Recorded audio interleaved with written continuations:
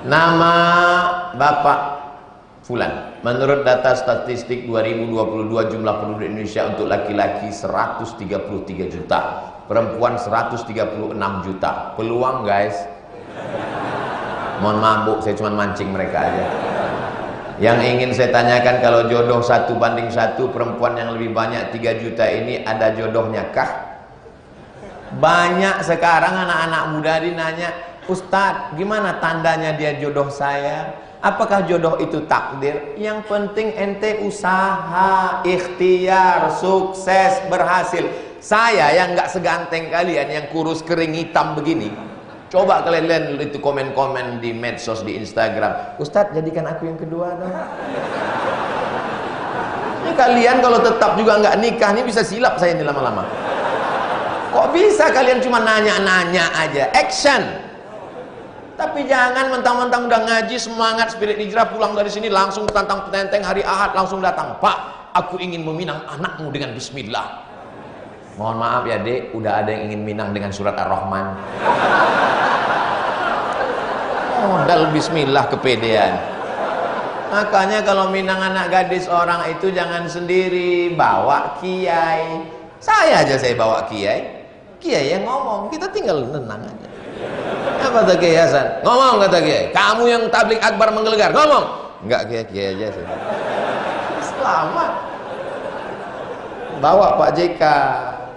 Apalagi kalau antum bawa Pak, Masya Allah beliau jenderal, pasti diterima.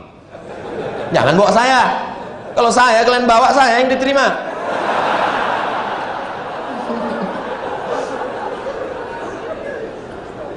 Jodoh itu rezeki. Jodoh itu rezeki, sama seperti ini rezeki saya, ini jodoh saya. Kalau nggak jodoh nggak ketemu. Tapi kalau saya nggak berusaha membuka tutupnya, tidak berusaha memegangnya dan mendekatkannya ke mulut, mau dia minum?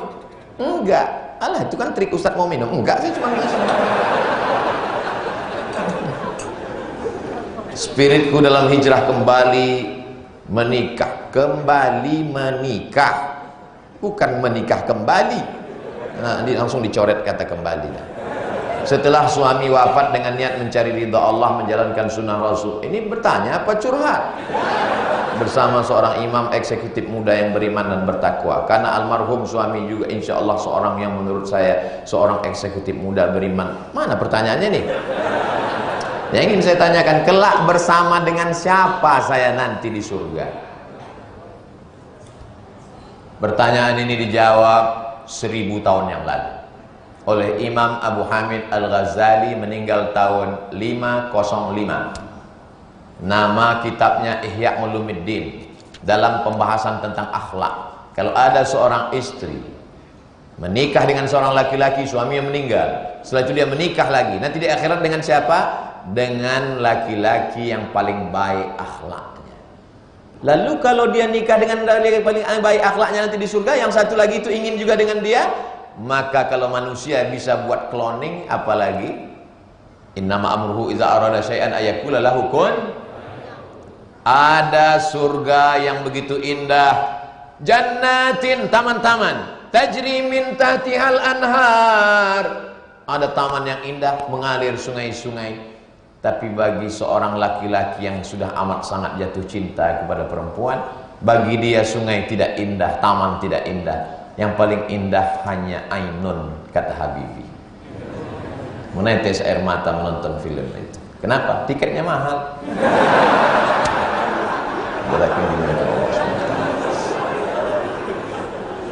Orang selalu ingin dengan bersama sampai mati. Until jannah ya besti.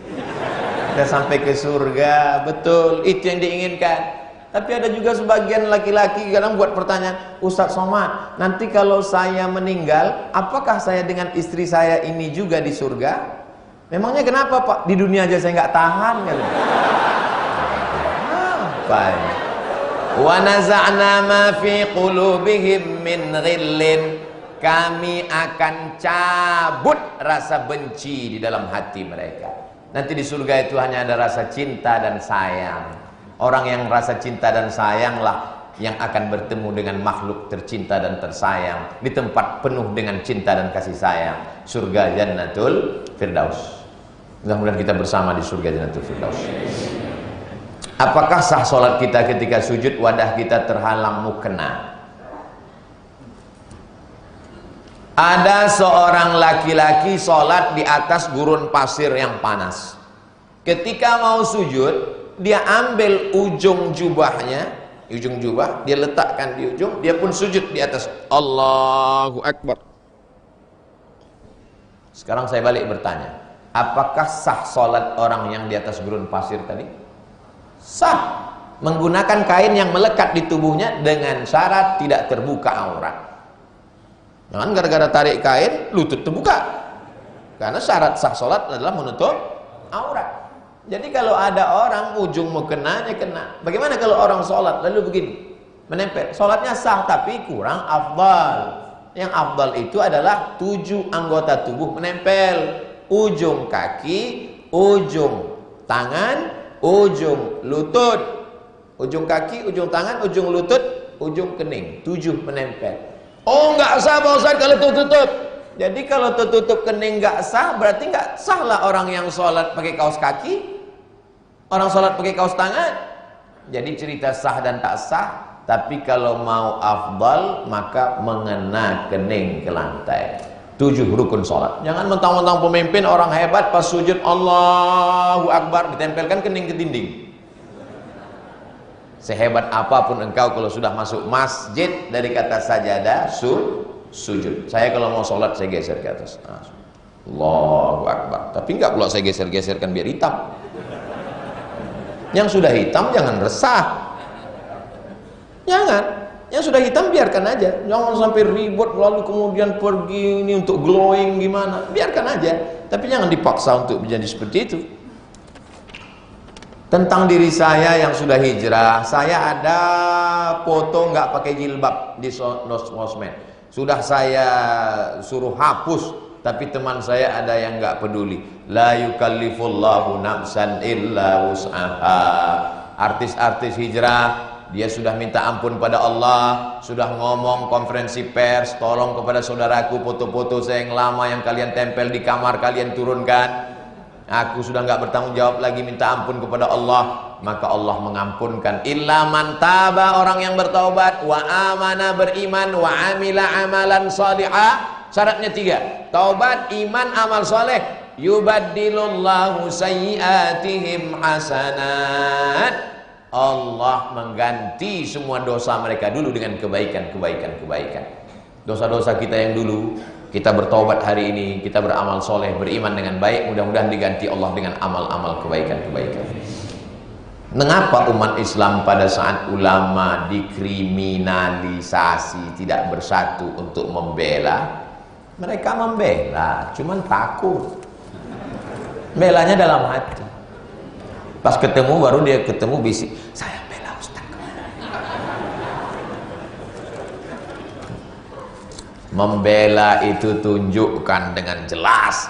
Walaupun kau seorang perempuan, kau bela anakmu, kau bela ulamamu, kau bela saudaramu, kau berteriak as-sakitu anil haq syaitan akhras. Diam melihat kebenaran diinjak-injak, berarti kau setan bisu.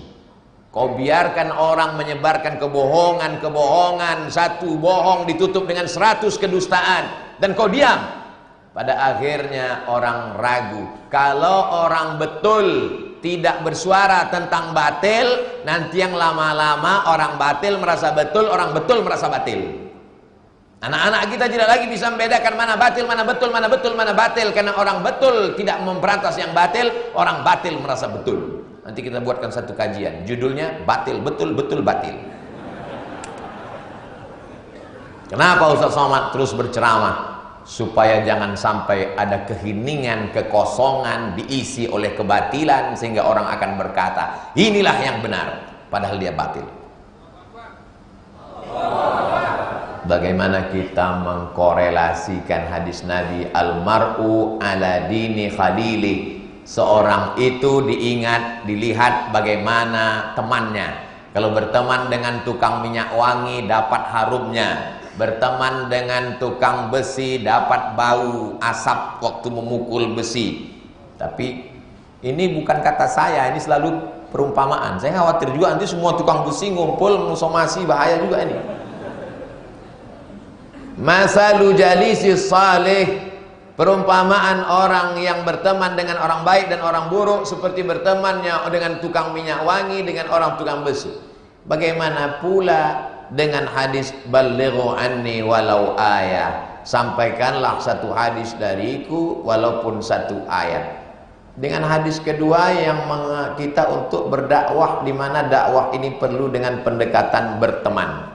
Maksudnya gini, Ustaz Somad, boleh nggak saya berteman dengan orang peminum khamar? Kamu ini kan mau mancing, yakinkan dulu tali pancingnya kuat dan gagangnya kuat. Kalau yakin, mancinglah. Dikhawatirkan kalau kamu lemah, nanti kamu nggak bawa ikan, kamu dilarikan ikan.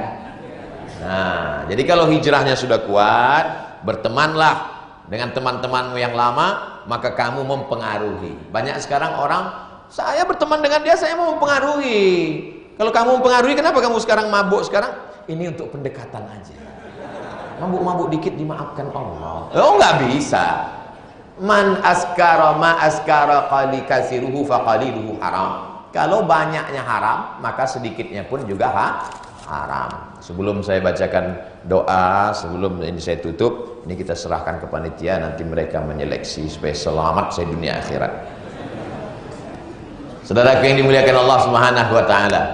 Allahumma salli ala sayyidina Muhammad wa ashghili zalimin bizalimin wa akhrijna min bainihim salimin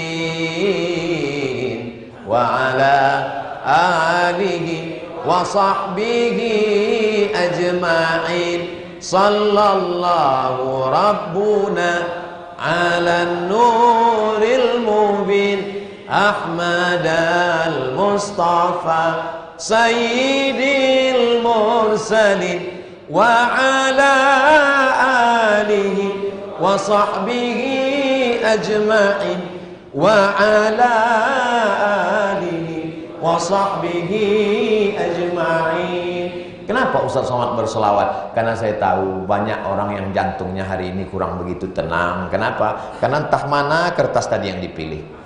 Supaya dewan jurinya tenang, pesertanya juga tenang. Maulaya salli wa sallim daiman abada ala habibika khairil khalqi kullihim Muhammadun Sayyidul kaunaini wassaqalain wal fariqaini min arbin wa min ajami. Enaknya kalau kita baca selawat burdah rame-rame, yang nggak hafal nggak ketahuan.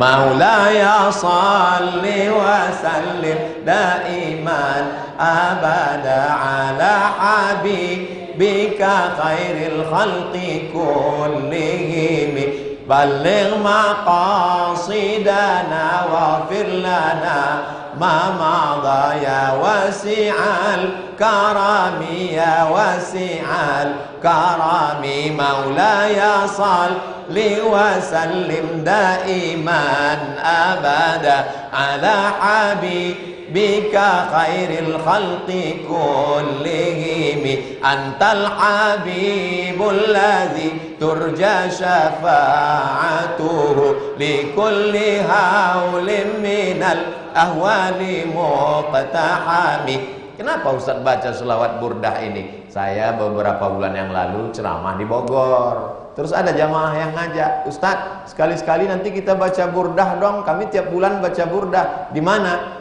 Di rumah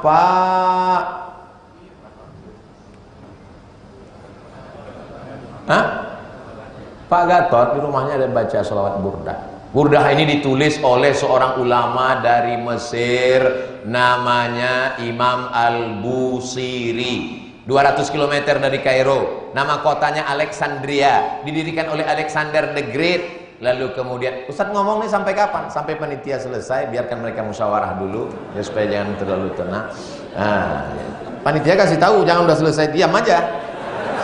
Saya udah 1,5 jam juga ini berdiri. Kita teruskan. Lalu kemudian Al-Busiri ini orangnya sakit, lumpuh, duduk aja di rumah, nggak bisa kemana-mana, tapi dia masih bisa menulis. Akhirnya dia menulis, Masya Allah. Begitu dia menulis, langsung 3 lembar datang tulisan. Langsung saya baca atau kita teruskan kisah ini? Kita teruskan.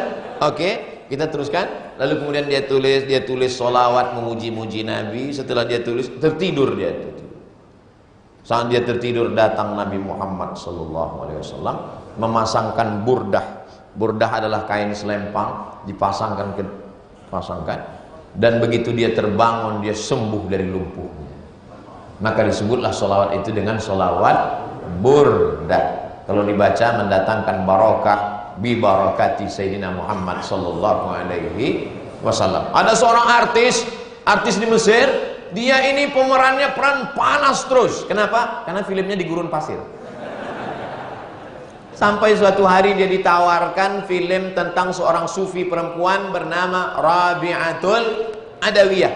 Dan dalam cerita Rabi'atul Adawiyah itu, Rabi'ah itu selalu bersolawat. Maka dia pun saat main film itu bersolawat, Allahumma sholli ala sayyidina Muhammad. Di luar film pun terbawa-bawa. Sampai akhirnya suatu malam dia bermimpi datang Nabi Muhammad SAW. Karena kau selalu bersolawat kepadaku, maka aku memberikan syafaat kepadamu. Ternyata pura-pura solawat pun dapat juga syafaat. Apalagi kalau solawat beneran.